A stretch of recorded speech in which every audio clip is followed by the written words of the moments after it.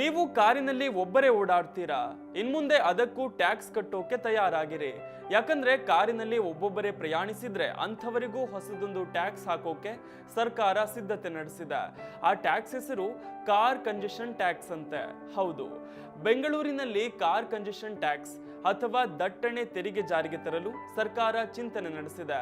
Bengaluru traffic ಅನ್ನು control ಮಾಡೋದಕ್ಕೆ ಸರ್ಕಾರ ಈ ಹೊಸ ಟ್ಯಾಕ್ಸ್ ಜಾರಿಗೆ ತರಲು ಮುಂದಾಗಿದೆ ಅಂತ ಹೇಳಲಾಗಿದೆ.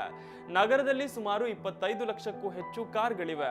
ಒಂದೊಂದು ಮನೆಯಲ್ಲಿ 2-3 ಕಾರುಗಳಿರೋ ಉದಾಹರಣೆ ಕೂಡ ಇದೆ. ಅಂಥವರೆಲ್ಲ ಒಬ್ಬೊಬ್ಬರೇ ಓಡಾಡೋದಕ್ಕೆ ಕಾರ್ ಬಳಸ್ತಾರೆ. ಇದು ವಾಹನ ದಟ್ಟಣೆಗೂ ಕಾರಣ ಆಗ್ತಿದೆ. ಹಾಗಾಗಿ ಒಬ್ಬೊಬ್ಬರೇ ಕಾರಿನಲ್ಲಿ ಓಡಾಡೋದಕ್ಕೆ ಬ್ರೇಕ್ ಹಾಕಬೇಕು ಎನ್ನುವ ಚಿಂತನೆ ನಡೀತಿದೆ. ಒಂದು ವೇಳೆ ಒಬ್ಬರೇ ಕಾರಿನಲ್ಲಿ ಪ್ರಯಾಣ ಮಾಡಿದ್ರೆ ಅದಕ್ಕೆ ಕಾರ್ ಕಂಜೆಷನ್ ಟ್ಯಾಕ್ಸ್ ಪಾವತಿಸಬೇಕು ಎನ್ನುವ ಹೊಸ ರೂಲ್ಸ್ ಜಾರಿ ಮಾಡುವ ಲೆಕ್ಕಾಚಾರದಲ್ಲಿ ಸರ್ಕಾರ ಇದೆ. ಸದ್ಯಕ್ಕೆ ಇದನ್ನ ಔಟರ್ ರಿಂಗ್ ರೋಡ್ ನಲ್ಲಿ ಮಾತ್ರ ಇಂಪ್ಲಿಮೆಂಟ್ ಮಾಡಲು ಚಿಂತಿಸಲಾಗ್ತಿದೆ. ಒಂದು ವೇಳೆ ಅಲ್ಲಿ ಸಕ್ಸಸ್ ಆಯಿತು ಅಂದ್ರೆ ಹಂತ ಹಂತವಾಗಿ ಬೆಂಗಳೂರು ನಗರದ ಬೇರೆ ಬೇರೆ ಕಡೆಯೂ ಕೂಡ ಅನ್ವಯಿಸುವ ಪ್ಲಾನ್ ಸರ್ಕಾರದ್ದು.